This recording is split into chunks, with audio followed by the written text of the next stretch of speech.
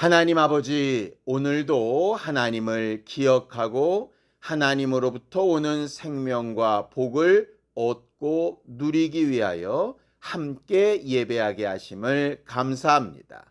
예배 가운데 하나님의 살았고 운동력 있는 말씀이 우리를 사로잡고 인도하고 지배하게 하여 주셔서 그 말씀이 가르치시는 대로 마음도 생각도 또 육체도 삶도 움직여 나가는 생명 있고 복 있는 교회들이 되게 도와주시옵소서.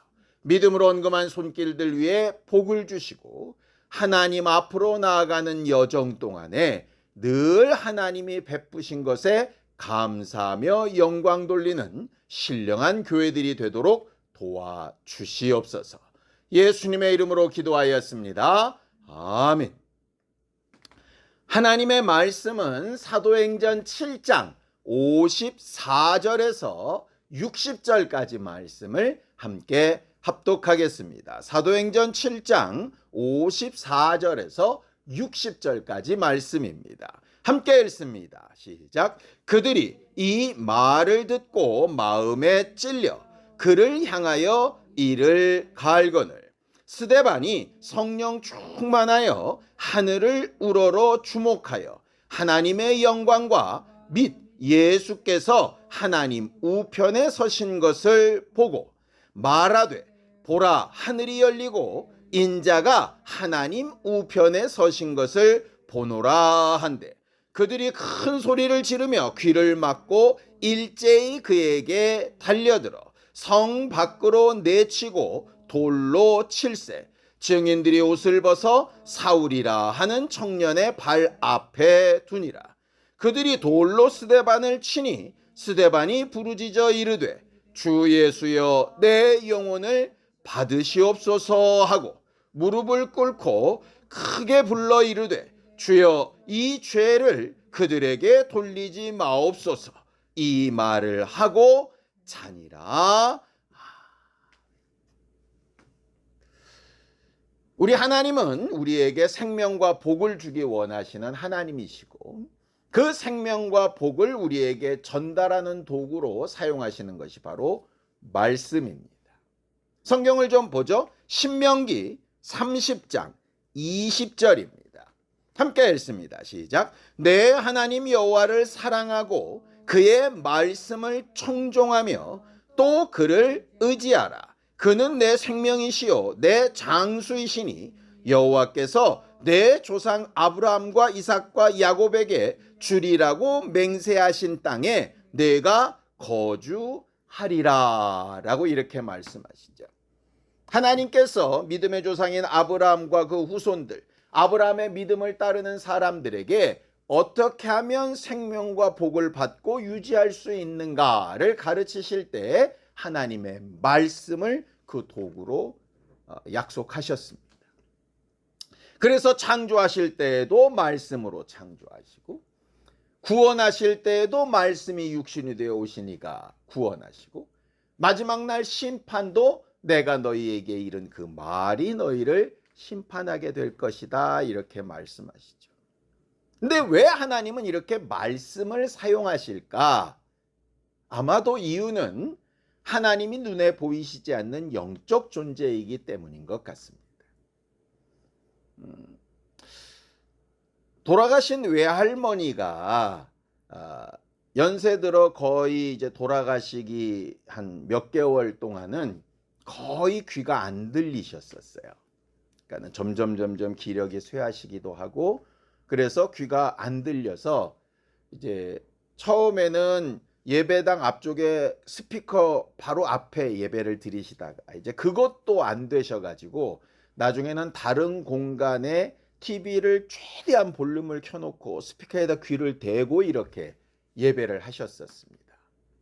그리고 나중에는 그것조차도 이제 안 들리셔서 나중에 이제 병원에 입원해 계실 때 이렇게 제가 가보면 그 할머니 침대 옆에 이렇게 수북한 게 공책이 있는 거예요. 그 당시 할머니를 담당하셨던 목사님이 매주 한 번씩 신방을 오셔서 설교를 하시는데 못 들으시니까 어떻게 설교를 하시느냐 하면 글을 써가지고 필담으로 이렇게 설교하셨던 내용이 이만큼 있었어요. 그 목사님이 말을 못하는 게 아니죠. 그렇죠? 그 목사님은 충분히 말로 하실 수 있지만 듣는 할머니가 들을 수 없으니까 듣지 못하는 그분을 위해서 할 수 있는 방법으로 글이라는 것을 사용하지 않습니까? 하나님이 능력이 없으시거나 아니면 한계가 있으시거나 뭐가 부족해서 우리에게 안 나타나시고 안 보여주시고 그렇게 하시는 게 아니라 우리가 하나님을 볼 수 있는 능력이 없고 하나님을 알 수 있는 능력이 없다 보니까 우리에게 맞추시려고 쓰신 방법이 뭐냐면 말씀이라고 하는 거죠. 그래서 하나님 때문에 말씀을 사용하신 게 아니라 결국 우리 때문에 말씀을 사용하신 거죠. 그래서 적어도 우리가 하나님을 볼 수도 없고 만질 수도 없고 알 수도 없는 한계가 있는 연약한 존재들이긴 하지만 그래도 하나님을 알기 위해서 스피커 앞에 있든 TV 볼륨을 최대로 틀든 그것도 아니면 눈을 열어서 그 쓴 글이라고 보려고 하든 알려고 하는 의지나 뭔가 하려는 행동이 있어야 하나님이 하나님을 알려주고 싶어 하시는 그 말씀에 가까이 갈 수 있고 그것이 내 것이 될 수 있다 라고 하는 말씀을 그 사건에서 이렇게 보게 됩니다. 그래서 신앙생활은 정말 중요한 것이 뭐냐면 하나님이 하나님을 가르치시고 하나님의 생명과 복을 나눠주시는 방법으로 선택하신 그 말씀을 어떻게 듣고 어떻게 반응하느냐 하는 것에 따라서 굉장히 다른 결과들이 나오게 되는 것을 보게 돼요. 예를 좀 들어볼까요? 여러분들 구약에 보면 아브라함의 조카 롯이 소돔과 고모라 땅에 살았던 것을 기억하실 겁니다. 기억하시죠? 그 소돔과 고모라 땅에 롯과 롯의 아내와 두 딸과 그 두 딸의 약혼자들이 살고 있었습니다. 하나님께서 소돔과 고모라 땅이 죄악이 가득해서 멸망시키기로 계획하시고 천사들을 보내셨을 때 아브라함을 생각하셔서 롯의 가족들을 구원하고 싶어 하셨어요. 그런데 롯과 롯의 아내와 롯의 두 딸은 그 성을 벗어나는데 사위 둘은 따라가지 않죠. 이유가 뭡니까? 똑같은 말씀을 들었는데 그 말씀을 사위들은 뭐로 여겼느냐? 농담으로 여겼더라 이렇게 되어져 있어요.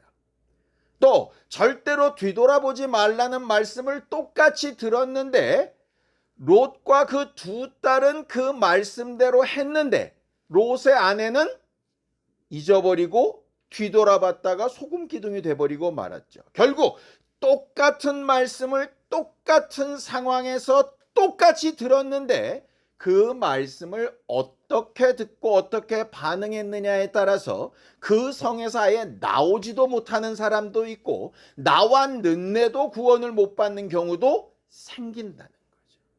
또 구약에 보면 나만 장군의 이야기도 있습니다.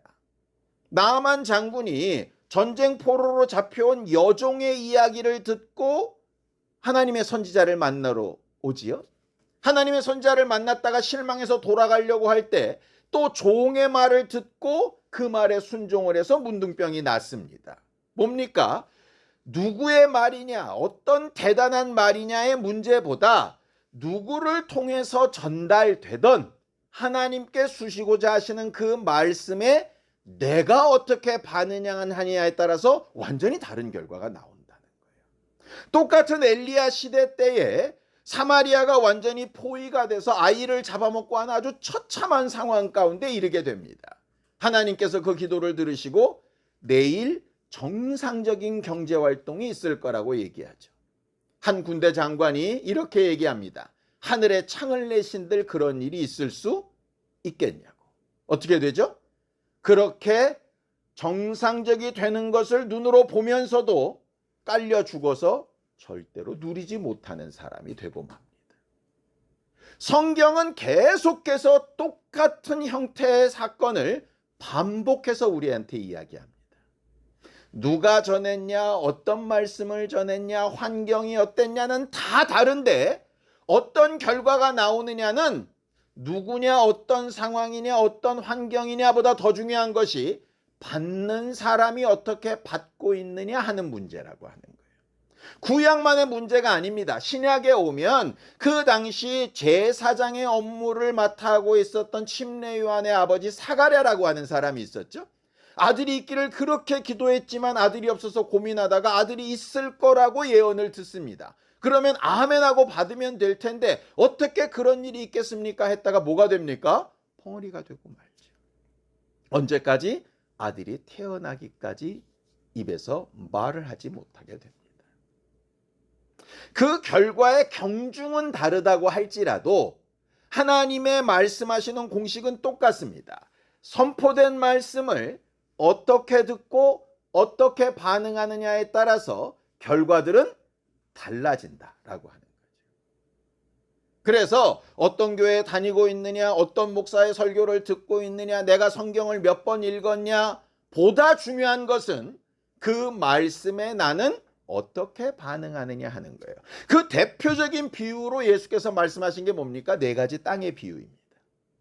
농부는 똑같은 씨앗을 똑같이 뿌리는데 길가에 떨어진 씨앗과 돌밭에 뿌려진 씨앗과 가시덤불 밭에 뿌려진 씨앗과 좋은 땅에 뿌려진 씨앗이 완전히 결과가 달라지게 되죠. 그러니 결국 우리는 하나님의 말씀을 어떻게 듣고 어떻게 반응하느냐, 하늘 가는 여정 동안에 계속 우리 스스로에게 묻고 점검해 봐야 되는 문제입니다. 우리는 어떻게 하나님의 말씀을 듣고 있나요? 그냥 들려지니까 듣고 있나요? 아니면 그렇구나라고 고개를 끄덕이고 있나요? 아니면은 저 말씀은 틀린데 이건 맞는데 이러면서 판단하며 듣고 있나요? 아니면 그 말씀에 나는 그럼 뭘 어떻게 해야 되지? 라고 그렇게 생각하며 듣고 있나요? 똑같은 말씀이 항상 똑같은 결과를 나타내는 것은 아닙니다. 그럼 우리가 하나님의 말씀을 잘 들으려면, 그 말씀이 말씀되게 하려면 어떻게 하면 좋을까? 지난주 말씀을 좀 생각해 봅시다. 하나님이 주시는 수많은 복이 있는데 그 중에 가장 기초적이고 기본적인 복이 하나님과의 관계가 온전하고 형통한 것이라고 그렇게 배웠습니다. 그렇게 하나님과의 관계가 온전하고 형통하려면 제일 중요한 것이 정직하게 회개하는 것이 하나님 앞에 복받는 비결이라고 배웠어요. 여러분, 회개를 하려면 뭐가 전제가 되어야 될까요? 내가 죄인이라는 걸 인정해야 회개가 됩니다. 그렇죠?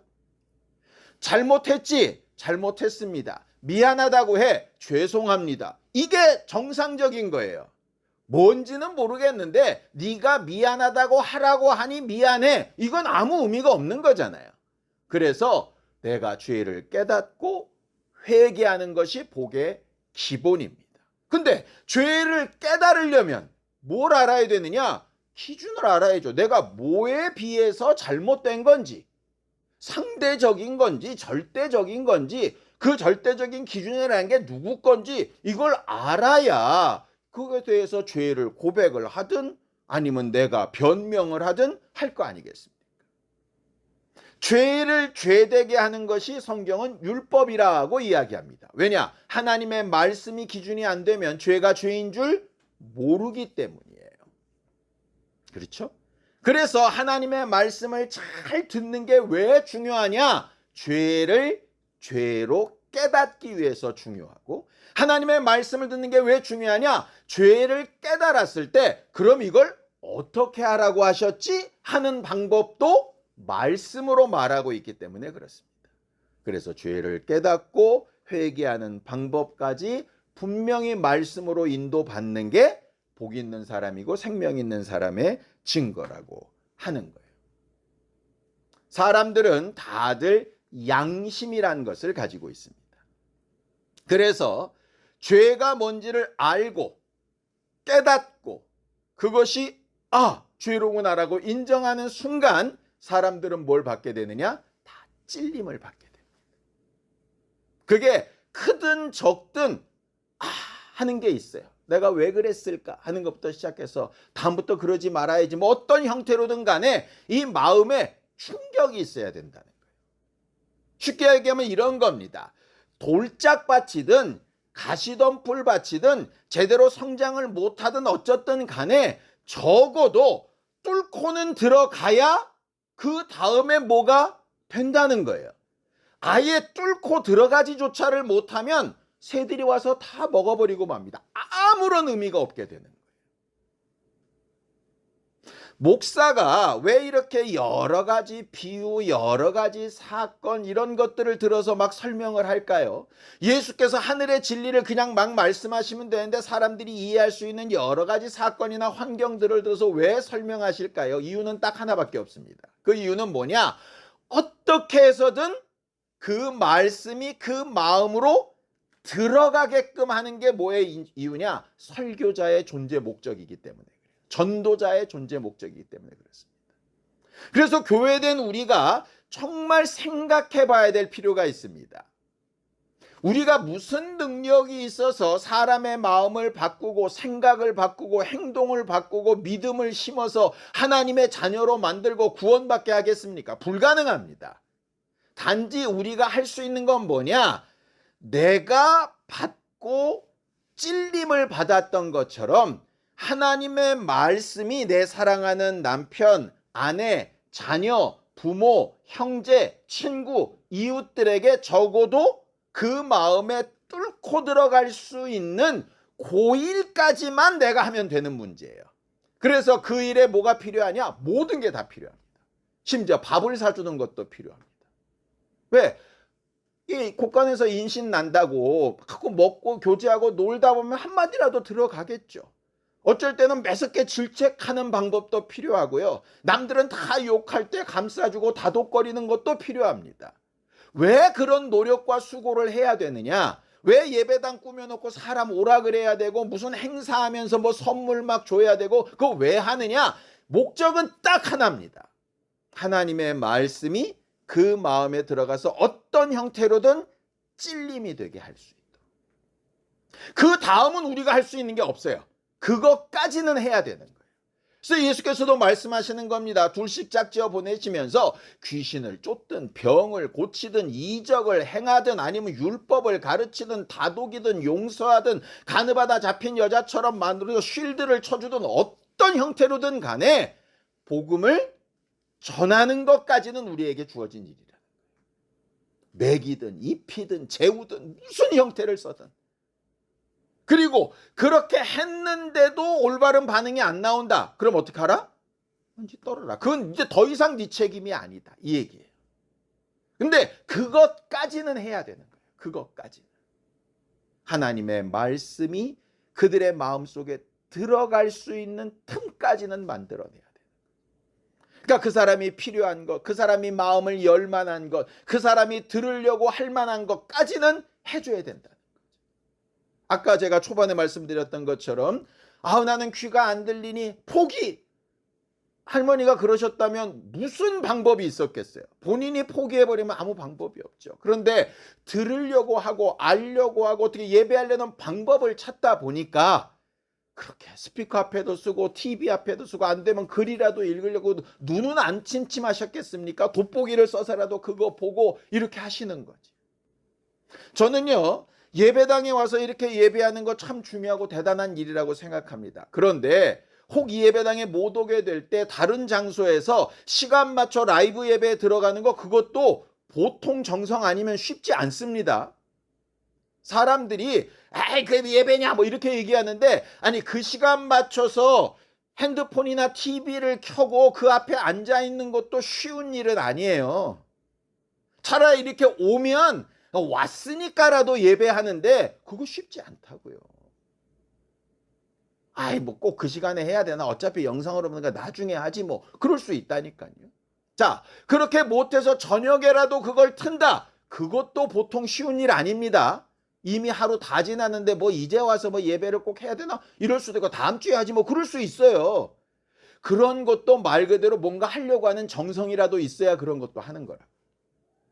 결국 우리는 말씀이 있는 자리, 말씀이 선포되는 그 환경에 나를 어떻게 노출시키냐 하는 게 굉장히 중요한 문제이고, 상대방을 어떻게 노출시킬 거냐를 애쓰는 것도 굉장히 중요한 문제입니다.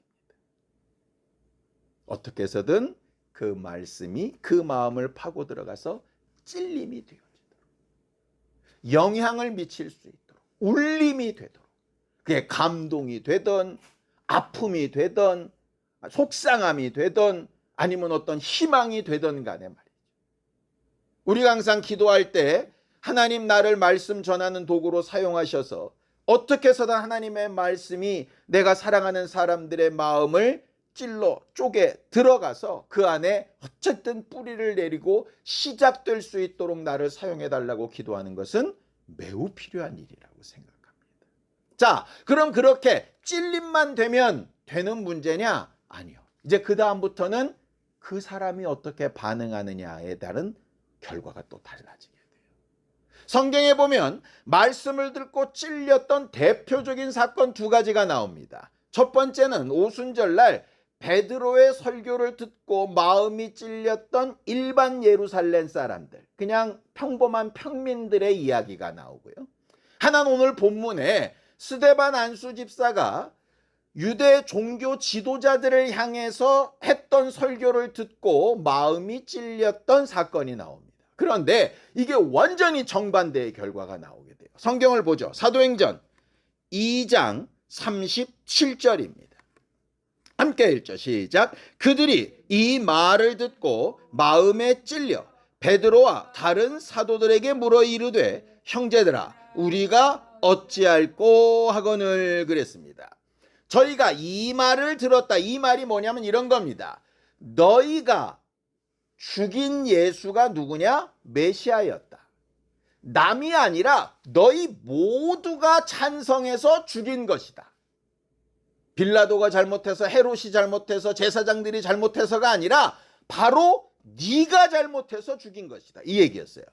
두 번째는 그렇게 죽은 예수가 죄인이 아니고 메시아였기 때문에 하나님이 다시 살리셨다는 거다. 그럼 살리신 무죄한 자를 너희가 죽였으니 너희는 죄가 있는 존재냐 없는 존재냐, 이 설교였거든요. 그 말씀을 듣고 찔렸어요. 찔려서 이건 내가 잘못한 게 아니라 나는 그냥 가만히 있었고 남들이 막 뭐라 그러게 나도 뭐 이렇게만 했는데 알고 봤더니 내가 예수를 죽인 자구나 라고 깨닫게 된 거죠. 그래서 겸손하게 그런 죄를 지은 내가 그럼 이 문제를 해결하기 위해서 어떻게 하면 좋겠느냐라고 겸손히 묻고 행동해야 될 방향을 지시받게 됩니다. 그게 일반 사람들이 가진 양심이에요. 우리가 흔히 그렇지 않습니까? 지가 양심이 있으면 어떻게 그런 말을 하고 어떻게 그렇게 행동을 해? 우리가 보통 생각하는 그거 말입니다. 그런데 이 리더들이나 지도자들은 좀 달랐어요. 성경을 볼까요? 사도행전 7장 54절입니다. 함께 읽습니다. 시작. 그들이 이 말을 듣고 마음에 찔려 그를 향하여 이를 갈거늘, 이렇게 되어 있습니다. 스데반 안수집사가 무슨 얘기를 하느냐? 제사장들이 스데반에게 너는 지금 율법을 어기고 있다 라고 이렇게 이야기를 했더니 율법을 어긴 건 내가 아니고 바로 너희들이다 그러면서 구약의 수많은 사건 가운데 당시 백성들을 인도했던 리더들이 얼마나 믿음에서 떠나 하나님의 율법을 오해했던가 하는 얘기들을 쫙 해줍니다. 그리고 너희도 마찬가지다 이렇게 얘기하는 거예요. 그럼 일반 평범한 사람들처럼 들었으면 우리가 그렇게 비난했던 조상, 나가 그 당시에 있었으면 난 안 그랬어 이렇게 생각했는데 그런 일을 나도 모르게 하고 있었구나. 그럼 내가 어떻게 해야 되지? 이래야 되는데 무슨 얘기냐? 저것이 나보다 공부도 못한 게, 직분도 없는 게 어디 이상한 이단 사상에 빠져가지고 뭘 잘났다고 떠들어. 이런 소리를 듣고 내가 마음에 이렇게 찔리고 뭔가 가슴에 이렇게 뭔가 충격이 있다는 것 자체가 너무 자존심 상해. 그럼 이 문제를 어떻게 해결하지? 저렇게 떠드는 놈을 죽여버리면 끝나겠다. 이렇게 되는 거죠.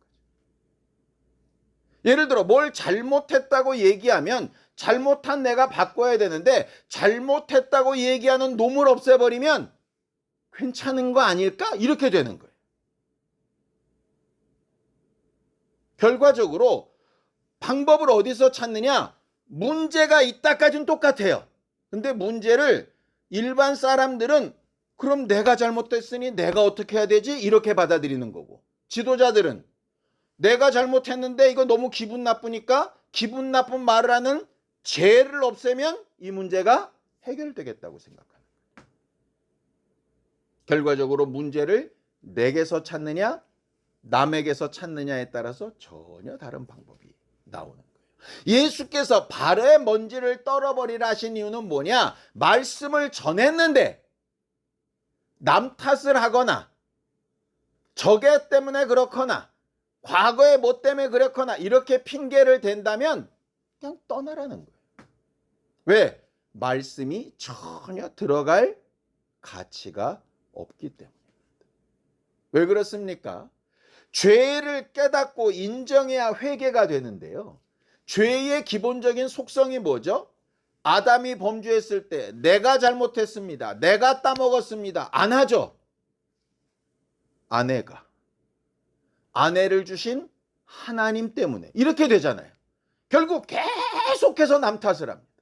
누구 때문에, 환경 때문에, 형편 때문에, 시기 때문에. 그럴듯하죠. 누가 빠져나가느냐? 내가 빠져나가는 거예요. 그러면 뭐가 안 되냐? 회개가 안 되는 거예요. 이것도 마찬가지입니다. 내가 잘못했다. 근데 그 당시에 이렇게 나오면 그것도 회개가 안 되는 겁니다. 아니 잘못했다고요. 그러니까 그건 잘못했다가 아니에요. 잘못했다고 치고 그것만 문제가 아니라 이만한 것도 있어요. 그 이만한 거는 그 사람들이 또 해야 될 문제예요. 그건 내가 해야 될 문제가 아니라고요. 근데 대부분 사람들이 물타기를 하거나 남 탓을 하거나 이렇게 되는 거죠. 결국 말씀을 들을 때 내게 하신 말씀으로 들을 거냐, 남에게 하시는 말씀으로 들을 거냐, 내가 제3자처럼 대할 거냐, 내가 그 자리에 직접 들어갈 거냐에 따라서 완전히 다른 상황들이 벌어지게 된다. 결국 하늘 가는 여정 동안에 우리가 생명과 복으로 충만한 교회가 되기 위해서 꼭 필요한 자세가 뭐냐 하면, 첫 번째는 어떻게 해서든 하나님의 말씀 있는 그 자리에 나를 노출시키려고 하는 거고, 두 번째는 그 말씀이 들려왔을 때 이걸 내 문제로 계속 깊이 안쪽으로 받아들여야 된다는 거예요. 그렇지 않으면 정상적인 회개와 하나님과의 관계 회복은 불가능합니다. 도리어 머리만 굵어지고 들은 귀만 커져서 남을 판단하고 손가락질하는 데만 익숙하고 그 말씀이 내게는 아무런 의미가 없을 수가 있게 됩니다. 동일한 내용으로 그럼 전도자나 설교자는 어떠냐 하는 걸로 돌아가 봐야 됩니다. 그럼 나는 선포했으니 끝난 문제냐? 아니죠. 설교자는, 전도자는 선포한 것과 동시에 그 말씀을 누구도 들어야 되느냐? 나도 들어야 되는 문제입니다. 왜냐? 예수께서 아버지의 말씀을 그대로 이르시죠. 이르기만 하고 끝나는 게 아니라 그 말씀 앞에 누구도 드시냐? 자기도 드시고 순종하십니다. 제대로 된 설교자라면 그래야 하는 거죠. 그러니까 듣는 성도들이 생각할 때 분명히 판단하는 기준이 있어야 되는 겁니다. 목사가 앞에서 뭐라고 떠들고 말하는데 그 말씀이 그 목사에게도 해당되고 있는가? 그거 봐야 되는 거죠. 내게도 해당되는가? 목사에게도. 목사를 비난하라는 얘기가 아니고요. 왜 그러냐면 그게 안 되는 사람 앞에 있다면 자칫 잘못하면 그게 하나님의 깊은 진실한 속내라기보다는 자기가 면피하고 남만 가르치는 말에 노출될 수 있기 때문에 그래요. 스데반은 어떠냐? 그의 삶과 마지막 말 한마디가 얼마나 그가 말씀 앞에 제대로 인도받으며 살고 있는가를 분명하게 고백합니다. 성경을 좀 보죠. 자, 사도행전 7장 59절에서 60절입니다. 함께 읽죠. 시작. 그들이 돌로 스데반을 치니 스데반이 부르짖어 이르되 주 예수여 내 영혼을 받으시옵소서 하고 무릎을 꿇고 크게 불러 이르되 주여 이 죄를 그들에게 돌리지 마옵소서 이 말을 하고 자니라. 이렇게 된 사건은 저들 때문이 아닙니다 이 얘기예요. 이건 내가 해야 될 일을 내가 한 일이지 저들이 잘못돼서 내가 억울하게 죽는 게 아니라는 얘기예요. 누구 때문이 아니라는 얘기입니다. 누가 봐도 스데반의 죽음은 억울한 죽음이 맞아요. 그런데 본인은 어떻게 하느냐? 하나님의 말씀 앞에서 이건 억울한 일이 아니라 내가 해야 될 일을 한 것 때문이라는 겁니다. 왜냐? 거기서 쟤들 나빠요 이랬으면 말씀은 정말 찰떡같이 잘 전했는데 자기에게 적용되는 말씀은 개떡같이 적용됐을 수 있는 거예요. 자기에게 적용을 못 시키는 말씀이라면 뭐와 똑같으냐? 꽁하고 똑같습니다. 머리를 눈 속에 푹 쳐박으면 자기는 안전하다고 착각하는 것과 똑같은 거죠. 하나님의 말씀이 내게 어떤 상황과 어떤 형편으로 다가오고 있는가를 내가 스스로 한번 살펴볼 필요가 있어요. 사람은 노력하지 않아도 말씀을 듣거나 어떤 것을 대하게 되면 자꾸 이 말씀 누가 들었으면 좋겠다. 누구한테 필요한 말씀이네. 맞아 내가 생각해도 그랬는데 하나님 말씀도 김 집사가 문제라고 하네. 그런 것들은 누가 안 가르쳐줘도 너무 쉽게 됩니다. 그렇게 쉽게 되는 걸 잡아 꺾어서 내 쪽으로 방향을 바꾸려면 쉽지 않습니다. 의지를 사용해야 되고 지혜를 구해야 되고 성령께서 도우셔야 되는 문제예요. 그래서 그 부분을 기도해야 돼요. 듣는 여러분들은 도리어 쉬울 수 있습니다. 전하는 저 같은 사람이 훨씬 어려울 수 있겠죠. 그러니 그 일을 여러분들도 도와야 되고 저도 제 자신을 돌이키며 살아야 되는 거예요. 그래서 하나님의 말씀을 읽고 듣고 나누는 일은 매우 중요합니다. 응답받았습니다. 할렐루야 뭐 이렇게 자랑하는 간증도 필요하겠지만 더 중요한 건 나는 하나님의 말씀을 듣고 이렇게 찔려서 이렇게 나를 바꾸어 가고 있습니다 하는 간증이 매우 중요합니다.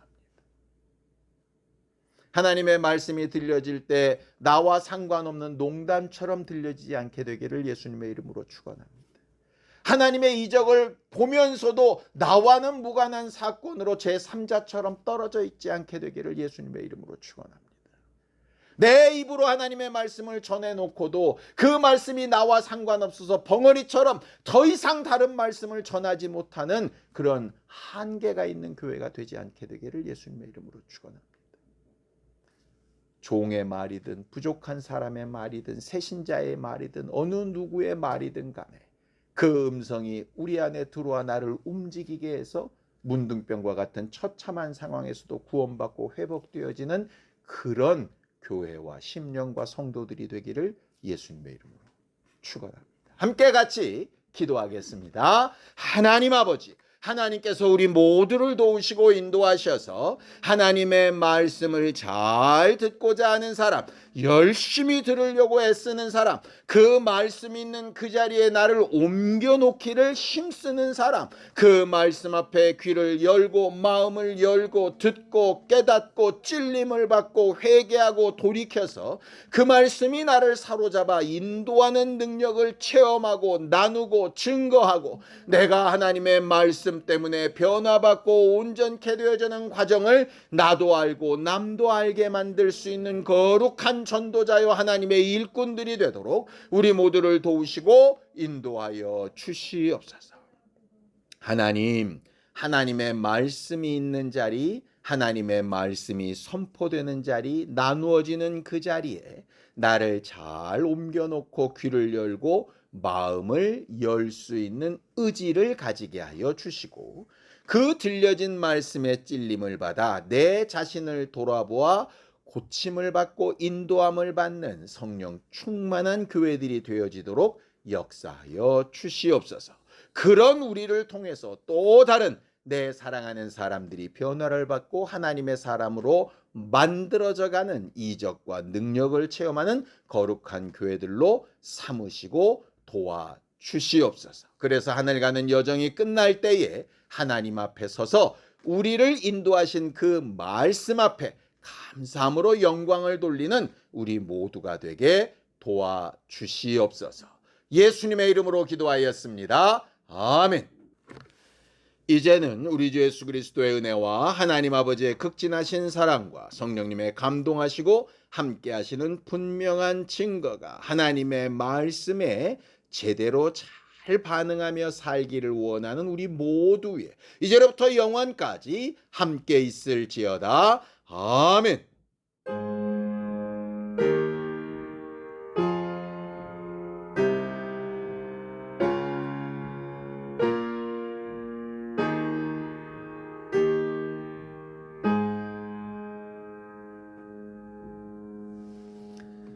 하나님의 말씀을 잘 듣고 제대로 반응하는 우리 모두가 되기 바랍니다. 수고하셨습니다. 감사합니다.